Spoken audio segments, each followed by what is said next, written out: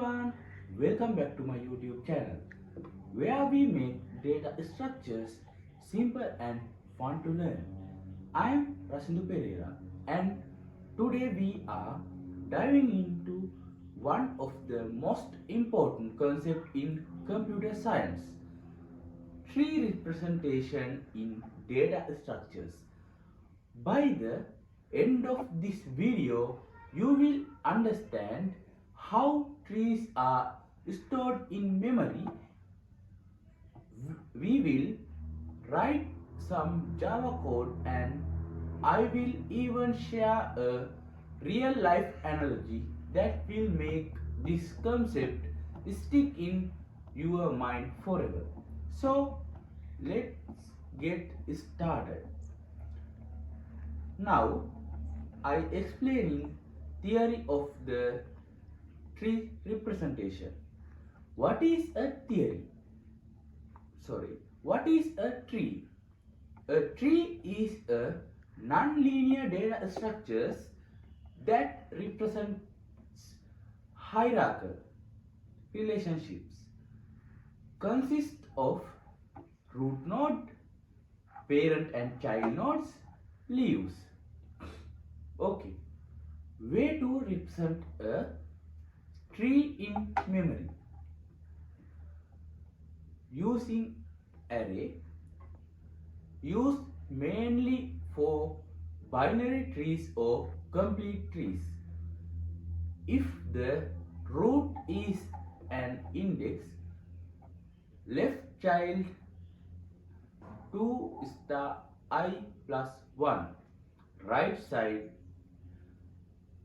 2 star I plus j.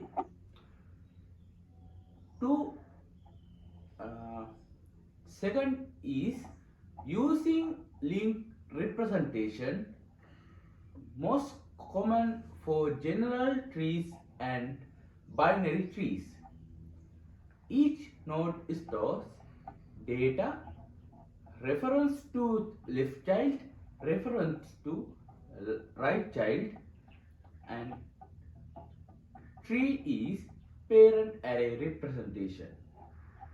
Store all nodes in an array where each index represents a node and the value at the index stores the parent's index.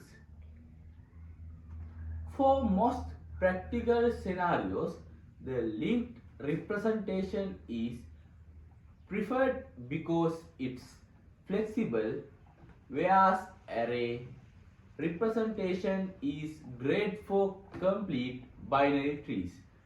Don't worry, we will write Java code for the linked representation next. Now I explain Java code tree representation. First, I create class represent a node. Here we define a class called node. Each node in the binary tree stores data, the value of the node, left and right, pointers or reference to its left and right children. This I type now constructor. When we create a new node, we pass its value and by default both children are set to null. Now I class represent the binary tree.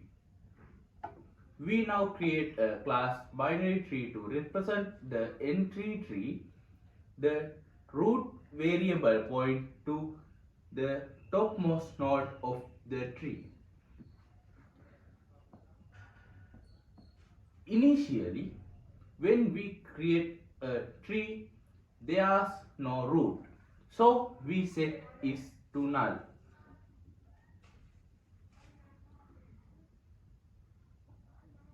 This is our recursive in order traversal method.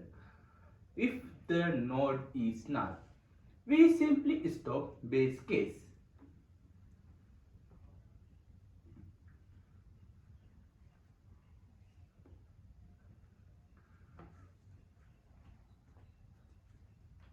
sequence here is important. First, traverse the left subtree. Then, visit the root. Finally, traverse the right subtree.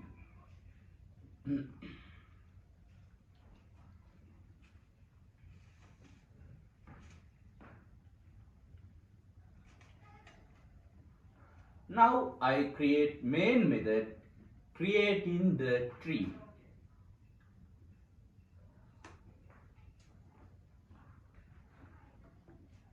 Public static void main string alias binary tree called tree equal new binary tree. Inside the main method we first create a new binary tree object. First I create tree.root equal new node, it's 1, and I copy this and paste 5 times it. 2, 3, 4, 5. Now I change second one is root dot left and I type it 2, and this is right and type it 3, and this is left dot left and type it 4, and last one is left dot right, it's I called 5. Here we manually create the tree structure. I upload this photo in display now. Now I get print a message then called tree traversal. Now I type helper method. Now tree traversal helper. Now I create. Now this is just a helper method that calls the in order function starting from the root node.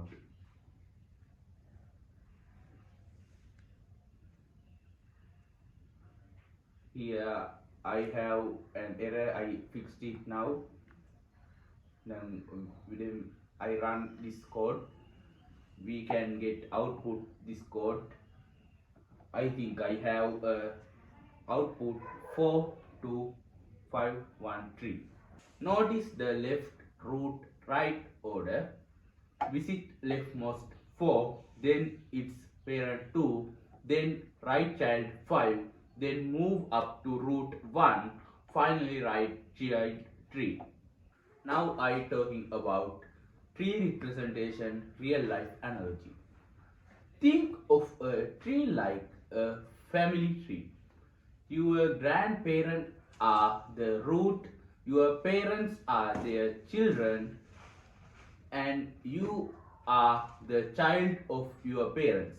Each family member knows who their children are, but they don't need to know their exact position in a